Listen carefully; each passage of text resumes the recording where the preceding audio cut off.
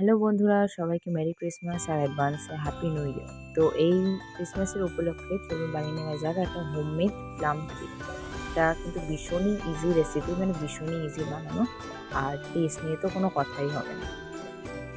তো প্রথমে দেখুন, এখানে টুটি ফ্রুটি আর কিছু ড্রাই ফ্রুটস এখানে অরেঞ্জ জুসে আগের দিন রাত্রে ভিজিয়ে রাখতে হবে। আর দেখুন, এখানে কিছু ড্রাই ফ্রুটস এরকম ছোট ছোট পিস পিস করেও কেটে নেওয়া হয়েছে। এখানে আমরা দিয়েছি কাজু, আমন্ড আর ওয়ালনাট। তো এবারে ব্যাটারটা বানিয়ে নিতে হবে। তো তার জন্য প্রথমে এখানে দিয়ে দেওয়া হয়েছে হাফ কাপ দুধ, এবং তারপর দিয়ে দেওয়া হয়েছে হাফ কাপ চিনি, মানে গুঁড়ো করা চিনি, আর হাফ কাপ সানফ্লাওয়ার অয়েল। এবারে সব কিছু ভালো করে মিশিয়ে নিতে হবে। তারপর এর মধ্যে দিয়ে দিতে হবে 2 টিস্পুন ভ্যানিলা এক্সট্র্যাক্ট। তারপর এর মধ্যে দিয়ে দিতে হবে 2 কাপ ময়দা আর হাফ কাপ গুঁড়ো দুধ। তারপর এর মধ্যে দিয়ে দিতে হবে 1 টিস্পুন দারচিনি, এলাইচি আর জায়ফল গুঁড়ো করা। এবারে সব কিছু আবারও ভালো করে মিশিয়ে নিতে হবে। এবারে এর মধ্যে দিয়ে দিতে হবে ওই ভেজানো যে ড্রাই ফ্রুটস করা হয়েছিল সেইগুলো, আর দিয়ে দিতে হবে ওই ড্রাই নাটসগুলো। এবার সব কিছু দিয়ে আবারও এটা ভালো করে মিক্স করে নিতে হবে।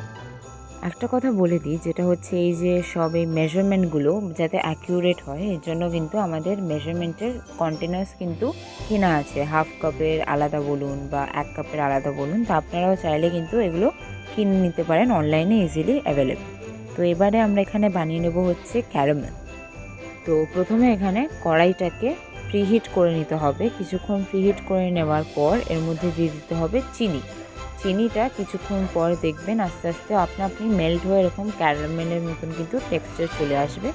তারপরে গ্যাসটা অফ করে নিয়ে এর মধ্যে কিন্তু দিয়ে দিতে হবে জল। একটু জল দিয়ে এরকম একটা ডার্ক কালার এরকম চলে এলে, মানে যেই ডার্ক কালারের জন্য আর কি পাম কেকের ওই কালারটা আসবে, ডার্ক কালারটা, সেটা হয়ে গেলেই কিন্তু গ্যাস অফ করে দিয়ে কিছুক্ষণ ঠান্ডা করার জন্য রেখে দিতে হবে।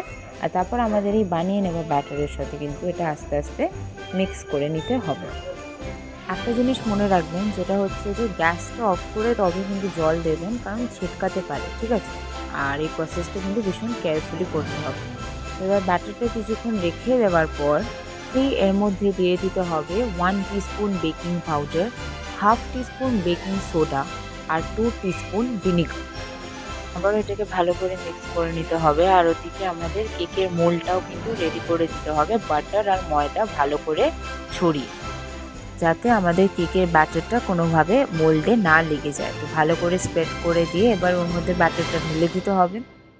তারই মধ্যে কিন্তু এখানে কড়াইটাকে কিন্তু প্রিহিট করে নেওয়া হয়েছিল, তার মধ্যে নুন দিয়ে। এবারে আমাদের এই ব্যাটারের এটা কিন্তু কড়াইয়ের মধ্যে দিয়ে দিতে হবে। কড়াইয়ের ভেতরে একটা স্ট্যান্ড বসিয়ে তার মধ্যে এই মোল্ডটা বসিয়ে দিতে হবে।